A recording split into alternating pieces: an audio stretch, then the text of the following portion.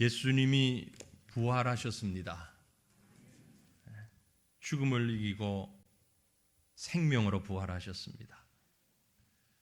예수님께서 만일 십자가의 죽으심으로 막을 내리다면, 그렇게 끝이 났다면 공자나 석가나 소크라테스나 무하마시나 다를 바가 없습니다. 하지만 기독교는 부활이라는 사건 위에 기초를 두고 있다는 것이 얼마나 큰 축복이며 은혜며 생명의 능력인 줄 우리는 믿습니다. 부활은 우리 믿음의 핵심이고 가장 큰 사건입니다. 우리 서로를 바라보시면서 축복하며 인사하십시다. 부활을 기뻐합시다. 부활을 축하합니다. 부활을 감사합니다. 100번 해도 지나치지 않을 만큼 부활은 우리 신앙의 핵심이고 너무나 큰 감사고 기쁨이고 감격입니다. 2000년 전에 예수님이 부활하셨다는 것이 오늘 지금 우리에게 어떤 의미가 있습니까?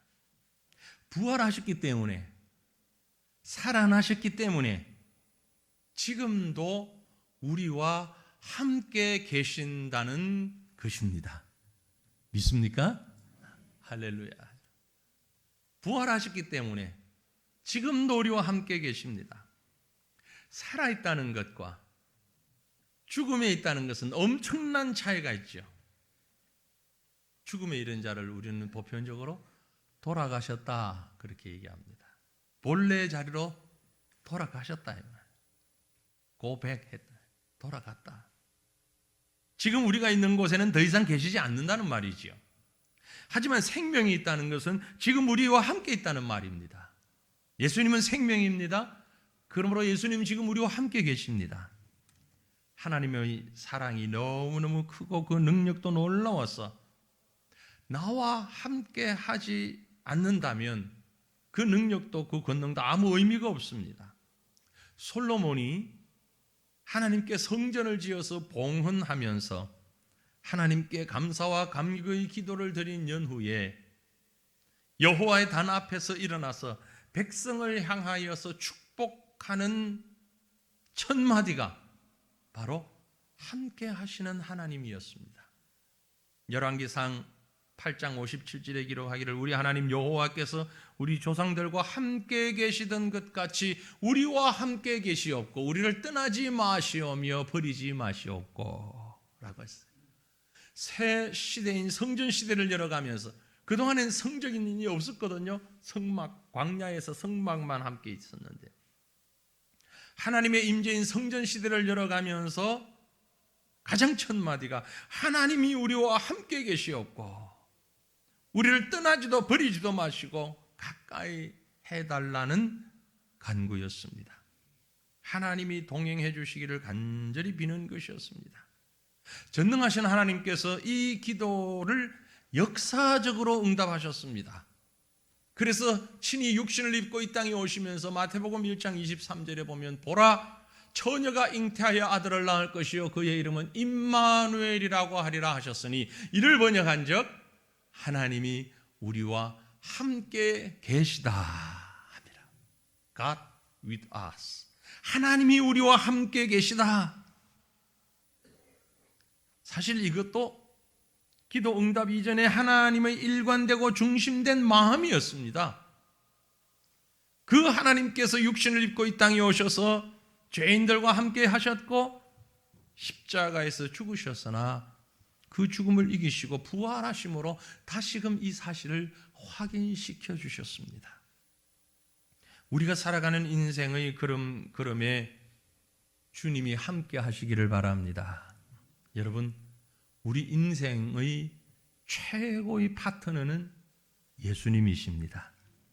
그분과 함께 가는 인생길은 기쁨이 있습니다. 그분이 없으면 우리 인생은 괴로움의 연속일 것입니다. 오늘 우리가 읽은 말씀 가운데 이렇게 부활하신 주님과 함께 걸었던 사람들에 관한 얘기가 기록되어 있습니다. 부활하신 주님과 함께 걸었어요.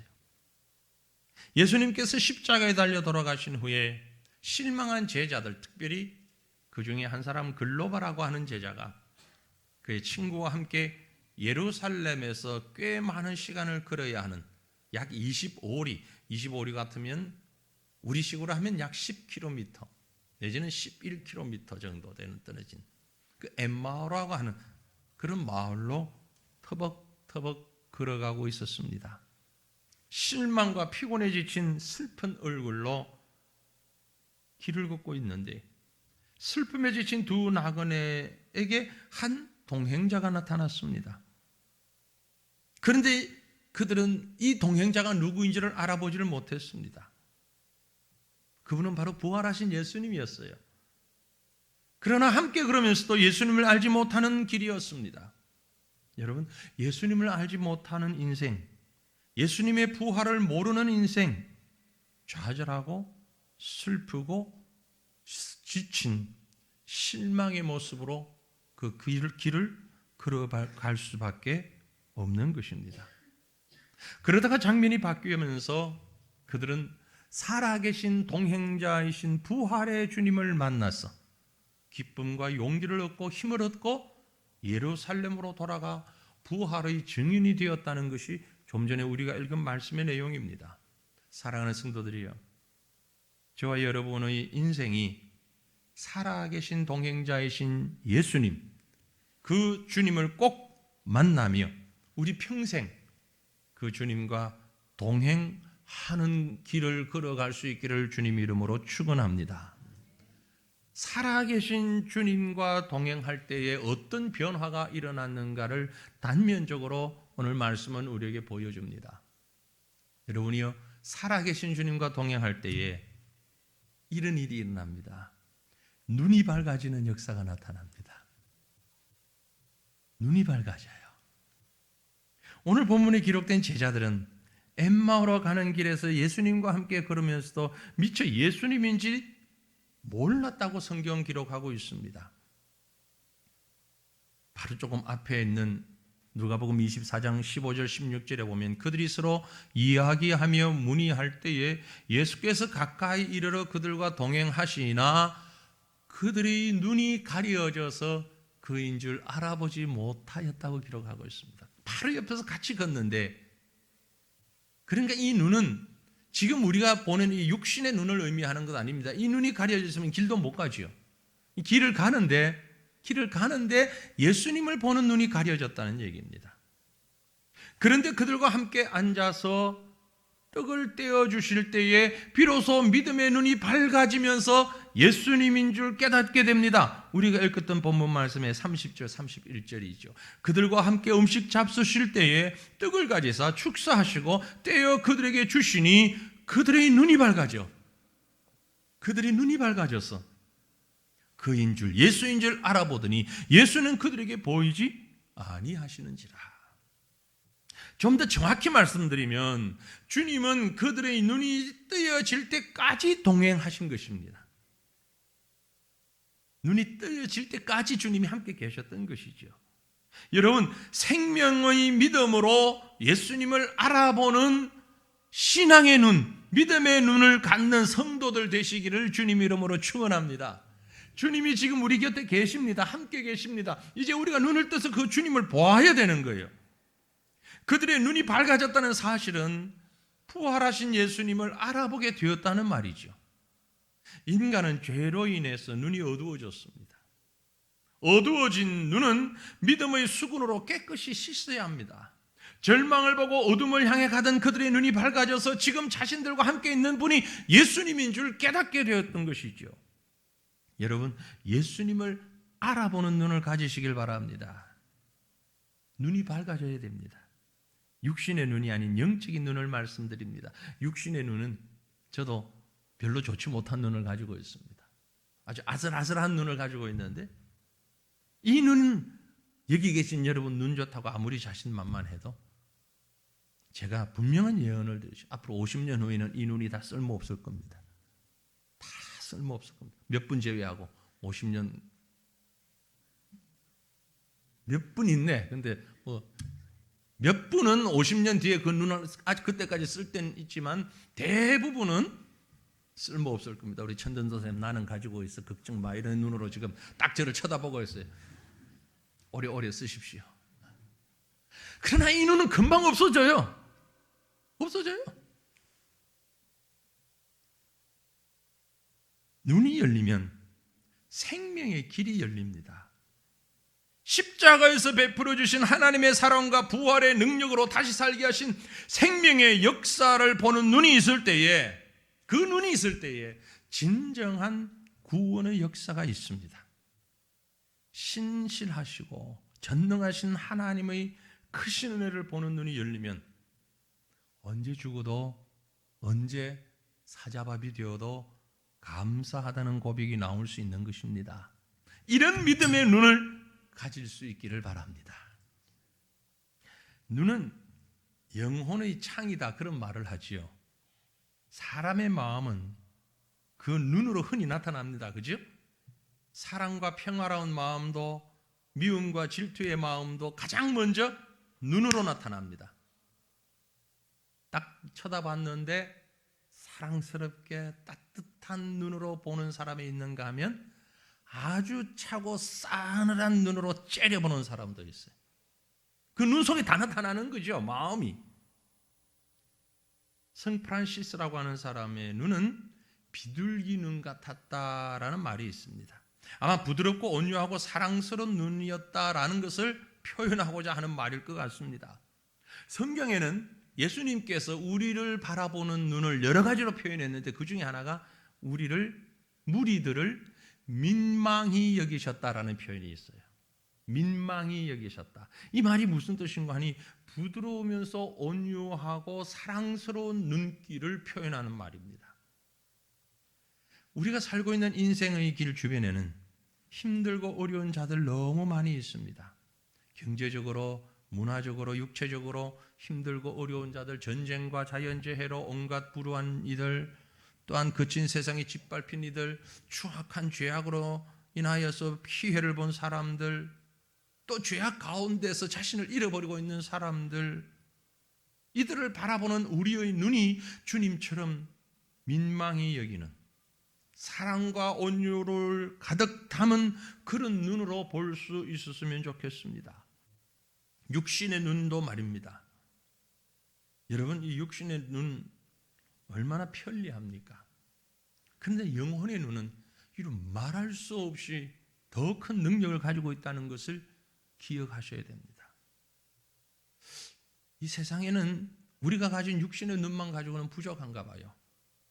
참 대한민국의, 외국도 마찬가지입니다만은 특별히 대한민국을 필두로 해서 부쩍 많아진 것이 있습니다.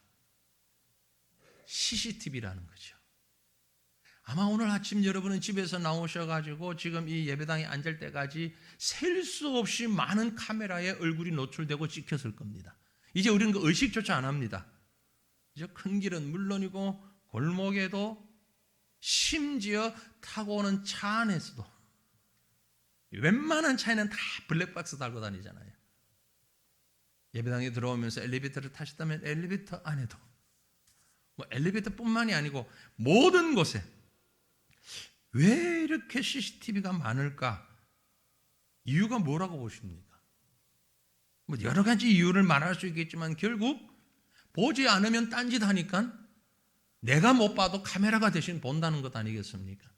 내가 일일이 다 못 보니까 나중에라도 필요하면 볼 수 있도록 카메라를 비춰놓는다는 거죠. 그 말은 우리는 누군가 보면 제대로 하는데 보지 않으면 제대로 하지 않는 사람이 많다라는 반면 아니겠습니까? 반면 증거죠. 외국인들이 한국에 와서 노트북이나 스마트폰을 카페 테이블에 올려놓고 화장실 가는 걸 보고 신기하다고 얘기하는데 전혀 신기할 게 없습니다. 그게 우리가 성숙한 문화, 성숙한 인격 물론 있겠지만 그보다 더 큰 건 사방에 깔리는 CCTV 때문에 손 못 대고 있는 거예요. 뻔히 아니까. 어디서 나를 봐도 보고 있을 거라고 아니까. 깜짝 놀랐는 게 우리 우체국 사거리에 점심 먹으러 나갈 때 저도 모르게 발이 노란선 앞으로 딱 나가니까 바로 스피커가 나오더라고요. 노란선 밖으로 물러나세요. 깜짝 놀랐어. 시청에서 다 쳐다보고 있는 거야. 그 줄 안에 있는지 밖에 있는지를. 이런 세상입니다. 그러나 여러분, 이 육신의 눈보다 더 중요한 눈이 있습니다. 우리를 쳐다보는 어린 아이들의 눈이 있어요. 이 땅을 살펴보는 세계의 눈이 있습니다. 오늘을 바라보는 후시대의 역사의 눈이 있습니다. 그보다 더 중요한 것은, 어려워해야 하는 것은 우리의 일거수일투족을 손바닥처럼 내다보시는 하나님의 눈이 있습니다. 오늘 본문에 기록된 제자들은 예수님을 만나 동행할 때에 내 곁에서 나와 함께 계시는 주님을 보는 눈을 갖게 되었습니다. 이것이 바로 하나님이 우리에게 주신 신앙의 눈입니다. 믿음의 눈이에요. 사랑하는 성도들이, 오늘 부활절 아침에 우리의 믿음의 눈이 활짝 열려주기를 축원합니다. 예수님이 살아계시고 지금도 나와 함께 동행하심을 믿으십니까? 예수님이 나를 위해서 십자가를 지셨고 고난당하셨고 우리를 위해서 죽으셨으나 다시 부활하신 사실을 믿으십니까? 이 믿음의 눈을 우리가 가질 수 있기를 바랍니다. 이 아침에 이 믿음의 눈이, 영적인 눈이 밝아져서 우리와 함께 계시는 지금 이곳에서 뿐만이 아니라 내가 가는 모든 곳에서, 아니 내가 가지 아니하는 모든 곳에서도 함께 계시고 바라보고 계시는 예수님, 우리의 동행자 예수님이 계심을 믿으시길 바랍니다. 뿐만이 아니라 부활하신 주님을, 살아계신 주님이 우리와 함께 동행할 때 우리는 눈이 뜨여질 뿐만이 아니라 마음이 뜨거워집니다. 마음이 뜨거워져요. 제자들은, 오늘 본문의 제자들은 예수님을 알아보고 난 후에 눈이 열리고 나니까 바로 이렇게 고백합니다. 32절 말씀이죠. 그들이 서로 말하되 길에서 우리에게 말씀하시고 우리에게 성경을 풀어주실 때에 우리 속에서 마음이 뜨겁지 아니하더냐. 우리 속에서 마음이 뜨겁지 않더냐, 가슴이 불타오르지 않더냐. 살아계신 동행자이신 예수님께서 함께 해주시고 말씀해 주실 때에 그 삶에 감격이 있습니다. 감격이 있다는 얘기는 가슴이 뜨거워진다는 얘기죠. 아무리 삶이 고달프고 고생스럽고 실패하였다 할지라도 예수님이 함께 계시면 심령이 뜨거운 기쁨으로 가득할 줄로 믿습니다. 살아계신 우리 예수님 말씀하시기에 힘이 솟아나고 죽음도 두렵지 않고 자유함이 있습니다. 감사가 있습니다. 마음에 뜨거움이 있어요. 마음에 뜨거움이 있다는 얘기는 무슨 뜻입니까? 주를 향한 열정과 간절한 바램과 온 마음과 생각을 사로잡아 적극적이고 능동적인 신앙의 자세가 있다라는 것입니다. 주님이 말씀하실 때 주를 믿지 못한 자신이 부끄러워 회개하는 마음도 있고, 살아계신 주님을 다시 만난 감사와 감격, 그리고 주님에 대한 뜨거운 사랑의 마음도 있습니다. 생명의 주님과 함께 동행함으로 주님의 말씀으로 인하여 우리의 마음이 뜨거워지는 성도들 되시기를 바랍니다. 여러분, 세상만 쳐다보면 우리 마음이 차가워집니다. 저는 요즘 그걸 많이 느낍니다. 그런데도 계속 쳐다보고 있습니다. 계속 찾아봅니다. 뉴스를 볼 때마다 마음이 차워져요. 여러분은 어떻습니까? 어느 때보다도 요즘 뉴스를 듣고 볼 때 마음이 차가워지지 않습니까? 그렇다고 안 볼 수는 없잖아요. 그렇다고 이 세상을 떠날 수는 없잖아요. 그러나 이 시간 부활하신 주님이 함께 계심으로 그 마음이 다시 뜨거워질 수 있기를 바랍니다. 루마니아에서 복음을 전했던 유명한 범버란트 목사님이라는 분이 계십니다. 그분은 많은 복음을 증거하고 전도하는 일을 했는데, 아시는 것처럼 루마니아가 공산권이었죠. 감옥에 가게 됐습니다. 감옥에 독방에 갇혀 있으면서 설교할 대상이 없는데 설교는 하고 싶고 해야 되겠고, 그래서 그 감옥의 안에서 많은 설교문을 작성을 했다고 그럽니다. 그리고 그 설교할 데가 없으니까 하나님을 향해 설교를 했답니다. 하나님 향해 설교할 필요가 없잖아요. 그런데 하나님 향해 설교를 했대요. 그러면서 설교문을 적었대요. 유명한 설교 중에 하나가 있습니다. 그 감옥에서 적은 설교가 제목은 불공평한 하나님의 법, 그런 제목이었습니다. 내용은 이렇습니다. 하나님, 사람이 혼자 사는 것이 좋지 않다고 하셨는데, 그래서 하와를 만드셨는데 나는 왜 가족을 다 잃어버리고 이곳에 혼자 있습니까? 악한 사람이나 선한 사람이나 똑같이 햇빛을 주신다고 하셨는데 난 뭡니까? 왜 공산당에 붙잡혀가지고 이 지하 10m 감옥에, 햇빛도 없는 이 감옥에서 세상을 보질 못하게 만듭니까? 너희는 마음에 근심하지 말라고 하셨는데 방금 옆방에서 똑똑똑 신호를 통해서 들어온 메시지로는 자기가 사형 선고를 받았다는데 나는 어떻게 됩니까? 조목조목 따지면서 이게 하나님을 향한 기도인지 설교인지 원망인지는 모르지만, 그래서 불공평한 하나님의 법 제목을 잡고 이런 설교를 하나님을 향해서 했답니다. 그러다가 설교 말미에 범브란트 목사는 주님의 십자가를 대면하게 됩니다. 예수님이 십자가에 죽으신 것이야말로 가장 불공평한 일이 아닌가라는 사실을 깨닫게 될 때에 그 마음이 뜨거워졌다고 합니다. 그리고 그 주님께서 지금 나와 함께 계신다는 것을 깨닫고 이렇게 고백하며 결론을 맺었답니다. 주님이 저와 같이 있습니다. 태양도 없고 저를 이 캄캄한 곳에 외롭게 버려두신 것이 아니라 주님이 저와 함께 계십니다. 저는 의의 태양, 주님이 나와 함께 계심을 보고 감사와 찬송을 올려드립니다. 그렇게 고백했다는 설교입니다. 살아계신 주님께서 성령의 능력으로 함께 하실 때 두 제자는 말씀을 들을 때 그 마음속에서 뜨거워졌다고 고백했습니다. 그 마음이 열렸다는 것이죠. 실망과 슬픔으로 싸늘하게 얼어서 엠마오로 향하던 그 마음이 다시 사신 예수님을 동행함으로 인하여서, 함께 걸음으로 인하여서 그 말씀을 들을 때에 마음이 뜨거워졌습니다. 마음이 뜨거워지니 사람이 달라졌습니다. 목적이 달라졌어요. 일터가 달라졌어요. 삶의 방법이 달라졌던 것입니다. 여러분이요, 믿음의 사람에게는 마음이 뜨거워진다는 것을, 믿음의 사람에게는 하나님의 음성이 들려진다는 것을, 왜? 그 마음이 뜨거워졌기 때문에 하나님의 음성이 들려진다는 사실을 믿으시길 바랍니다. 마음이 싸늘하게 굳은 사람에게는요, 하나님의 말씀이 말씀으로 들려지질 않습니다. 아무리 설교를 들어도, 아무리 메시지를 들어도 그 마음에 감동이 없습니다. 왜요? 마음이 싸늘하니까 그래요. 하지만 마음이 뜨거운 자는 말씀 앞에 즉각적으로 반응할 수밖에 없는 거죠. 우리 육신의 이 청각도 아주 놀라운 기능을 가지고 있다고 그래요. 선별적으로 들을 수 있답니다. 선별적으로 들을 수. 실제로 그런 일이 있었대요.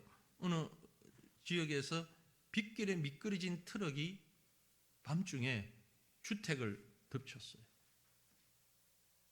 주택이 망가지고 앰뷸런스가 도착하고 온 주변 사람들이 야단 법석을 요란한데 깜짝 놀라운 일이 목격이 됐답니다. 그 와중에 한 방에서 아이 엄마가 잠을 자고 있는 거예요. 육아에 너무 지쳐가지고, 너무 육아에 지쳐서 트럭이 집을 들어받고 앰뷸런스가 오는데도 모르고 잠을 자고 있는 거예요. 잠을 자다가 바로 옆방에서 애기 우는 소리가 엥 나니까 벌떡 깨더라는 거예요. 무슨 말이에요? 다른 소리에는 귀를 다 닫고 있는 거예요. 그러나 모성이 엄마이기 때문에 그 작은 애기 우는 소리는 잠이 깨는 거예요. 이렇게 우리 청각은 두 가지 기능을 가지고 있다는 거죠. 들려오는 소리를 감지하는 일반적 기능도 있지만 듣고 싶은 소리만 선별해서 듣는 기능을 가지고 있다는 겁니다. 여러분, 우리 심령의 가슴의 귀도 마찬가지입니다. 듣기로 결심하면 아무리 세미한 음성이라도 듣고 반응할 수 있습니다. 듣지 않기로 마음 먹으면 제 아무리 청천벽력 같은 큰 소리일지라도 결코 들을 수 없습니다. 하나님의 음성을 듣지 못하는 것은 바로 이런 이유 때문입니다. 그 소리가 작기 때문에 그 소리가 들려져서가 아니라 내 마음에 빗장이 걸려져 있기 때문이죠. 여러분의 마음을 여시기를 바랍니다. 가슴이 뜨거워져야 됩니다. 하나님을 향한 마음의 빗장을 열고 그 음성을 들을 수 있는 귀를 가질 수 있기를 바랍니다. 살아계신 주님과 동행할 때에, 살아계신 주님을 체험할 때에 기쁨과 감격과 감사와 사랑의 뜨거운 마음으로 우리는 주의 음성을 듣게 될 것입니다. 교회 안에서뿐만이 아니라 가정에서, 일터에서, 여러분의 집에서, 조용한 곳에서, 시끄러운 곳에서 하나님의 음성을 들을 수 있는 뜨거운 가슴을 가지는 저와 여러분 되시기를 바랍니다. 부활하신 주님, 살아계신 주님이 함께 하실 때에 눈이 열려지고 가슴이 뜨거워지면 곧장 반응이 나타납니다. 어떤 반응이 나타나는가 하니까 걸어가는 걸음의 방향이 바뀌게 됩니다. 주님이 동행하시면 걸음의 방향이 바뀌어요. 눈만 뜨고 가슴이 열리는 것만이 아니라 그것은 곧 우리의 몸을 움직이게 하는데, 부활하신 주님을 만나고 두 제자의 방향은 완전히 바뀌었습니다. 발걸음이 달라졌어요. 안목이 달라졌어요. 본문 33절에 기록하기를 곧 그때로 일어나 예루살렘에 돌아가 보니, 이들은 어디로 가고 있었다고요? 엠마오로 가고 있었습니다. 그런데 떡을 떼시는 주님을 만나서 그가 주님인 것을 깨닫자마자 바로 일어나서 리턴, 우리말에는 그때로 일어나 예루살렘으로 돌아가라는 말이 뒤에 있어가지고 좀 강조가 덜 되는 표현이 있는데, 리턴했다. 일어나서 리턴했어. 예루살렘으로 돌아가게 되었어요. 엠마오로 가는 길 더 이상 가지 않았어요. 왜요? 부활하신 예수님을 전해야 되기니까. 예루살렘으로 갔습니다. 그리고 증거합니다. 그가 살아계시며 우리의 동행자였고 말씀을 풀어 가르치실 때에 우리 마음이 뜨거워졌고, 떡을 떼어 축사하실 때 우리가 그를 알아볼 수 있었노라. 주님은 살아계신다. 예수님은 부활하셨다. 부활의 주님을 전하고 증거하는 제자의 사명을 비로소 감당하게 된 것입니다. 우리는 분명히 압니다. 비겁했던 제자들이 어떻게 용감하게 예수님을 전할 수 있었을까? 그렇게 도망 다녔던 제자들이, 예수님을 부인했던 제자들이 어떻게 거꾸로 십자가에 달려질 때까지 복음을 증거하며 예수를 위한 고난의 삶을 살 수 있었던가? 부활하신 주님이 그들과 함께 하셨기 때문입니다. 그 의심 많던 도마가 인도에까지 와서 복음을 증거했다는 기록이 있지 않습니까? 그리고 인도에서 순교했다고 기록에 남아있죠. 주님의 말씀으로 그의 마음이 뜨거워졌고, 그래서 그의 걸음이 복음을 알지 못하는 미지의 땅으로 향했던 것입니다. 대다수 사람들이 관심조차 없는 선교지로 향하는 걸음들은 무슨 이유 때문이라고 생각을 하십니까? 왜 많은 선교사님들이, 많은 주의 종들이 그 길로 간다고 생각하십니까? 불편함은 물론 온갖 질병과 위험이 있는 걸 뻔히 알면서도 힘들고 어려운 그곳을 목적지로 놓고 걸어가는 것은 딱 한 가지 이유 때문입니다. 살아계신 예수님이 동행하신다는 것을 믿기 때문입니다. 그 살아계신 하나님이 나를 바라보고 계시고 나에게 명령하셔서 내 가슴이 뜨거워진다는 것을 알기 때문입니다. 살아계신 주님이 동행하심을 믿는 사랑하는 성도들이요, 여러분은 지금 어디로 가고 있습니까? 여러분이 삶의 목적하는, 여러분의 삶이 목적하는 곳은 어디입니까? 여러분은 어떤 인생을 살고 싶습니까? 부활을 믿는다면 뜨거운 가슴으로 지금 여러분이 목적하고 있는 그 목적지가 바른 것인지 아닌지 한번 돌아와 보시길 바랍니다. 나는 인생에 이런 목적을 세웠는데 그게 과연 부활하신 살아계신 주님이 함께하는 믿음의 성도가 가야 할 길인지, 엠마오인지 예루살렘인지 돌아볼 수 있기를 바랍니다. 오래전에 일본에 있는 젊은이들 사이에 자살이 유행처럼 번졌던 적이 있다고 합니다.